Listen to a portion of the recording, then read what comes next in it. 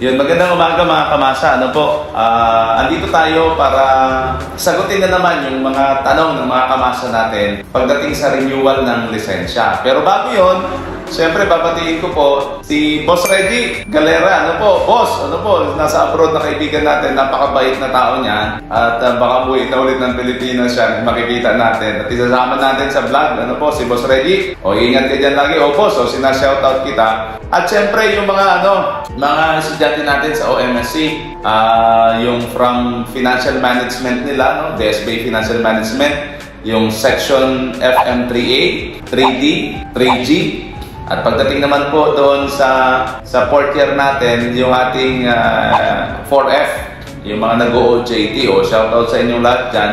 And then yung ating operations management na section na hawak ngayon, yung OM2C, OM2D, and then yung ating OM2I. At syempre, sa lahat po ng driver sa Occidental Mindoro, sa Mindoro, at sa buong Pilipinas, shoutout po sa inyong lahat.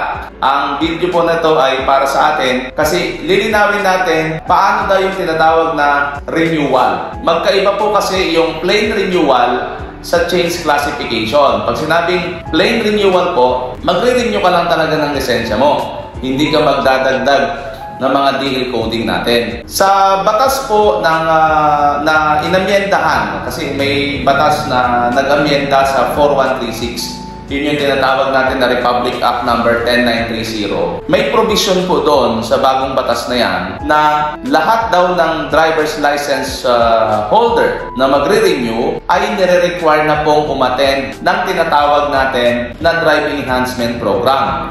Nakalagay po yon sa paragraph 2, section 27 ng Republic Act number 10930. O baka sa hindi pa po nakakalam, nasa Republic Act 10930 rin po nakapaloob yung pag-i-extend ng validity ng lisensya natin from 5 years to 10 years. Pero sa mga bagong may lisensya kasi, o nag-a-apply ng lisensya, hindi pa kayo qualify mag 10 years, hanggang 5 taon lang muna kayo. Kapag sa 5 taon na yon, wala kayong nagawang violation, wala kayong demerit points, doon lang po kayo makakwalify ng 10 years. Ano po?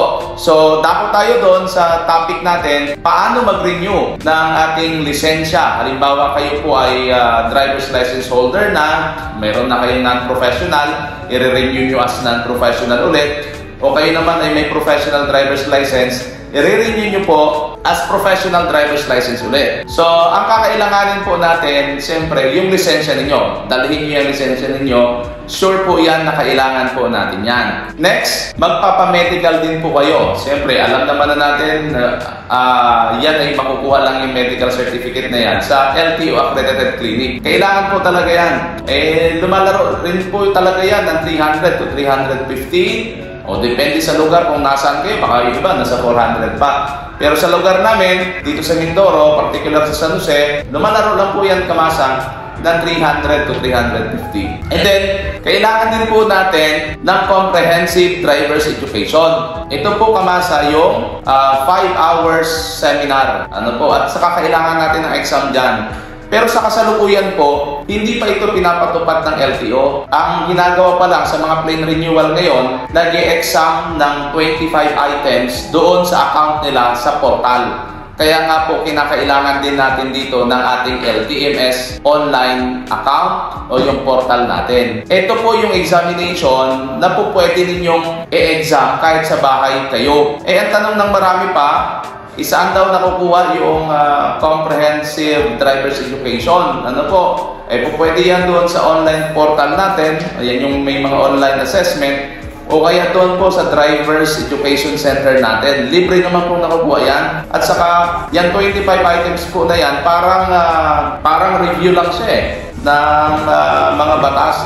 Kung tinignan pa natin kung talagang alam pa ninyo yung mga batas trapiko, baka nakalimutan na, kaya merong ganyan. Ano po? 80% po. Makakapasa naman na po kayo dyan. Pag naipasa niyo po yan, mag-link po kaagad yan sa portal ninyo. Ano po? Kapag pasado, may certificate generated na po yan. Isi-save lamang ninyo. Pagka-save ninyo, piprint. At bago nyo po yan dadalhin ng LTO natin. So, siyempre, bago kayo pumunta ng LTO ulit, dapat po ay naka-dress code kayo, dala niyo yung lisensya ninyo, yung medical certificate ninyo, yung certificate na nakapasa kayo doon sa online assessment nila sa LTO portal. At syempre po, dadalhin ninyo yung account nyo sa portal. Ano po, para at least yun po kasi ang gagamitin na sa pagre-renew. At kung bayarin lang din po ang pag-uusapan natin o gastusin, ay talaga gagastos kayo dyan sa medical ng 300 to 350 to 400, depende sa lugar kung nasaan kayo. At 585 po, ano po, 585 na babayaran sa LTO mismo. Magkaiba po, Kamasa, yung proseso ng change classification. May video din po tayo ng change ng classification from non-pro to pro. At magkaiba yung plain renewal na tinatawag. Ano po, yung plain renewal, hindi na kayo dyan dadaan ng driving school, o pwede na kayong dumiretso ng LTO as long as yung binanggit ko pong mga dadalhin ninyo ay dala na ninyo. Ano po? At saka sa mga Kamasa natin na lumang design pa ng lisensya, yung kanilang mga lisensya, po pwede naman na po nating papalitan yan ng bagong DL code sa LTO. Ano po, para at least yung restriction code na nakalagay sa inyong lisensyang luma, mapalitan na ng driver's license code. Para at least mas updated na po yung lisensya natin. Ini-encourage na rin naman na ayusin na po yung inyong mga lisensya. Ano po? At siyempre, merong provision o may panuntunan na kapag magre-renew ka ng lisensya at meron kang demerit points, hindi mo ma-avail yung 10 years validity. Ngayon, kung wala ka rin demerit points, mayroon kang choice kung i-renew mo yung lisensya mo ng 5 taong validity lang or 10 years validity. So yung may mga demerit points, walang choice yon. Talagang 5 taon lang ulit yung kanilang lisensya. Pero yung mga walang demerit points at magre-renew ng kanilang lisensya, may choice pa rin tayo. If 5 years ang gusto ninyo or 10 years, kaso nga lang, 2 beses kayo magpapamedical.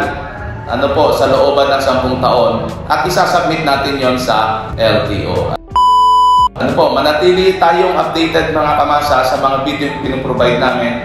At syempre, wag nyo rin pong kalilimutang suportahan kami sa mga video namin sa pamamagitan po ng pag-subscribe sa aming YouTube channel, pag-follow sa aming FB page, at baka po pwede po, ano po, paki-share at saka paki-click na rin po yung notification bell, paki-like din po, at siyempre, paki-sabi sa inyong mga kaibigan, ano po, para at least kami ay suportahan. So, abangan po kami mga Kamasa sa iba pang mga videos natin, at tulad ng sinabi natin, patuloy kaming sasagot sa inyong mga tanong sa abot naming makakaya at sa abot ng aming kaalaman, para at least mas makatulong sa pagpapalaganap ng tamang impormasyon gamit po ang social media. Salamat po ng marami at mabuhay po tayong lahat.